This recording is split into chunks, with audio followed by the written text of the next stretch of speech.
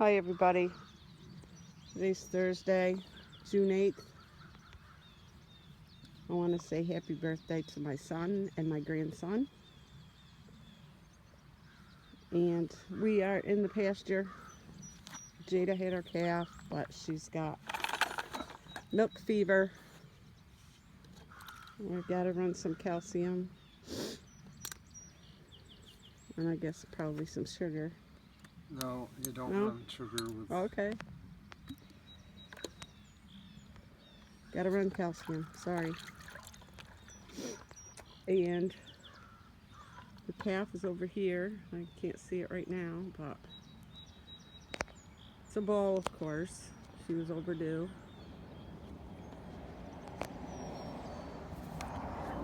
But this is our job for right now.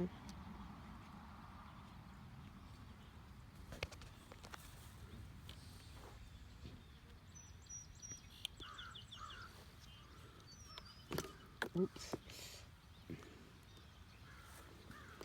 Fungal fingers. Hold on.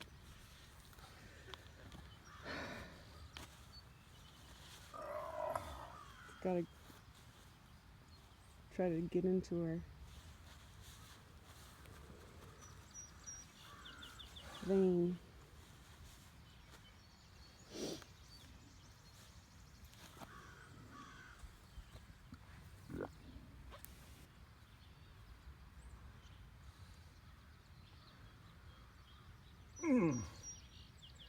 Oh, my hands don't work good sometimes. Turn it a little bit while you pull. That's what I'm trying to do. I can't even do that. There it goes.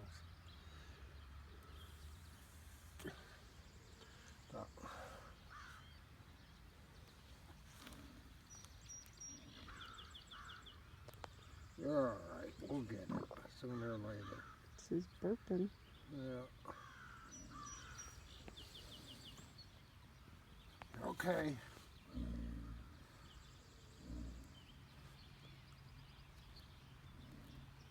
You got it first try. That's good.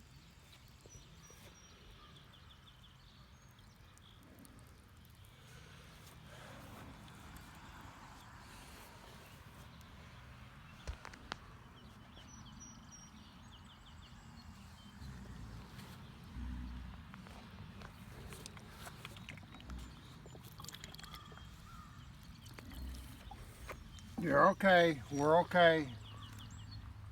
Relax. This gives you a little jump start, I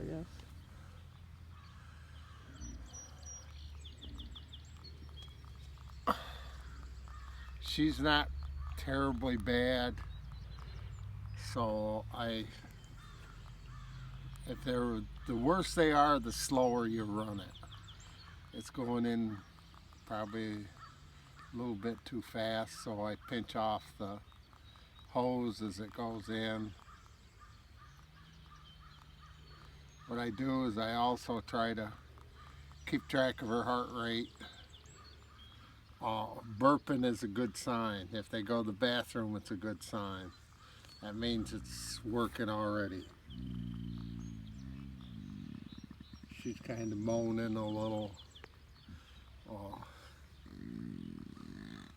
Don't strain. You've already cleaned. Hey!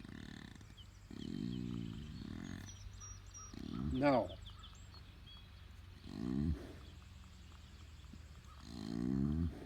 Hey, hey, hey, hey. Hey, take your mind off of me. Jada. She is already cleaned.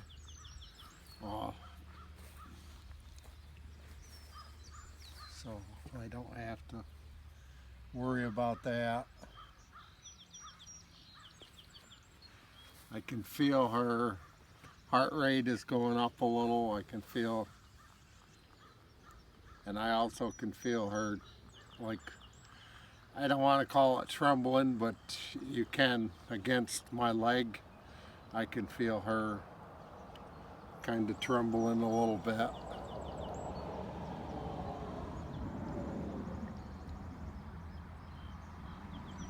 which are all good signs. They tell you that it's working. It takes hold quite fast. Well, you just don't want to put them into any kind of a shock. One thing that I would tell everybody, that cows are really strong. This is probably the worst when they're down, when they can't get up. That's probably the worst for them. If they're up and they have some sort of an injury but they can still get around with it, they're an awful tough animal. They have, like if they have sore feet or something, they will limp for that. But if they can handle it enough to get up and get around, well, they are put in the proper position where they're in a clean environment and have the right nutrition. They are good healers.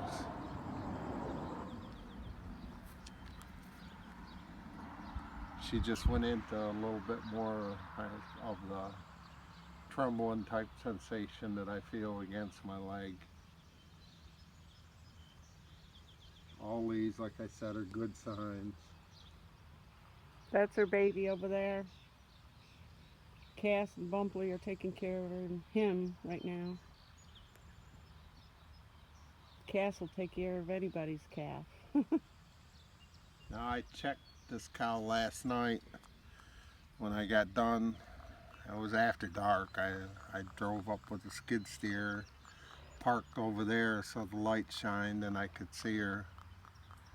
Oh, I had a little bit earlier checked and the front feet were there, but she still wasn't completely dilated, and she really didn't look like she was putting full effort into it, as if it wasn't really that important yet. So I just left her alone, and everything seemed to work out except for the fact she's got, but this is not unusual. She's maybe a little bit too heavy. She had it last year too, didn't she? Yeah, I think some cows, it's just through the years, you just kind of figure that they're going to have it. I think I'm going to run the other one, just in case. I don't think it's going to hurt her in any way. Now you'll notice I'm letting the blood drip back out.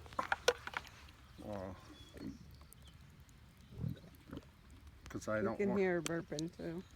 I don't want to go and have to go through the procedure all over again and put other holes in her neck, and what little bit is going to flow out is not really going to mount to anything, because she is burping and she seems to be handling it. Although right now she's not trembling in any way. You can see those bubbles maybe in the video, and what I do, just pinch this off, slow the flow down.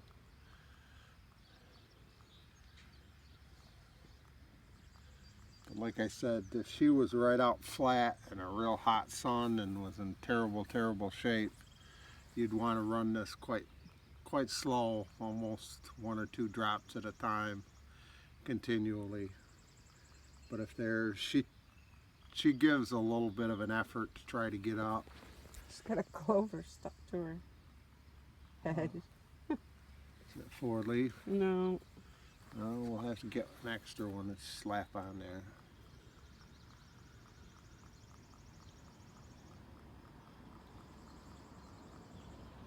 This is one of the jobs that we try to do to save on calling a veterinary. It's not rocket science. You just try to be careful. And having done it now for a good number of years, I'm getting better. I seem to be able to hit the vein. I think one good thing is, as you get older, you get to kind of relax a little. You don't get so nervous about things. I've realized that this isn't going to kill her immediately, so I have time. I think when I was younger and doing this, it was, oh, I got to hurry up and get it done or else something will happen to her. You've got plenty of time if you can't figure out and get it done yourself to still call a veterinary and get somebody here. I mean, you wouldn't want to, the sun is now starting to warm up a little, you wouldn't want to leave her here in the hot sun all day. If it gets warm, you'd build a shade for her, make sure she had plenty of water until they got here. But she will be up shortly. If I had my old dog Jake, he would sit right here and Smell her. he could smell her. He'd come over and smell her nose every once in a while. When he knew she could get up, he'd just bite her on the end of the nose and they'd jump right up. I never taught him to do that. He taught me one day. Well, veterinary was there and had other calls before I was doing it. And after he ran the bottles, he went over and he tried to get the cow to get up and kept prodding her, not with an electric prod, but just with his knee. And I told him, I said, no, just come over here and sit down on this bale of hay with me. That dog will tell us when she's ready. And so he sat there and he was questioning me about the dog. And after a while, Jake went over 2 or 3 different times and would sniff the cow's nose. I think it was about the 4th time he went over. He just bit right on her nose and she jumped right up. And since then, I used to never. I would literally just start packing my stuff up and pretty much walk away. And after a while, he'd get the cow up and I wouldn't have any. I was all done. I remember one time we had one in the freestyle that we had to run bottles, and remembered we went in the barn and came back and he was still sitting there with her. Yep. Okay, now after I've taken the needle out, Both of my arms are asleep. I will rub this down real good. If you sometimes miss the vein and poke them 2 or 3 times, or they call it hematoma or whatever, I think. But you will see they will get a bunch here where you put it in. When I first started, I did a couple of them. I've been knock on nothing. I've been real lucky over the years lately. I haven't had one in a long time. I used to get mad at them.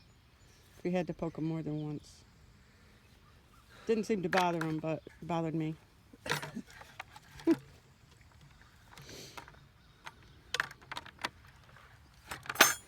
You notice she's not straining or anything. I think she just got nervous before, maybe. And she's liking milk. Are we ready? One thing about being a small farmer and intermingling with your cows all the time, Hey, Jayda. they're nice to work with.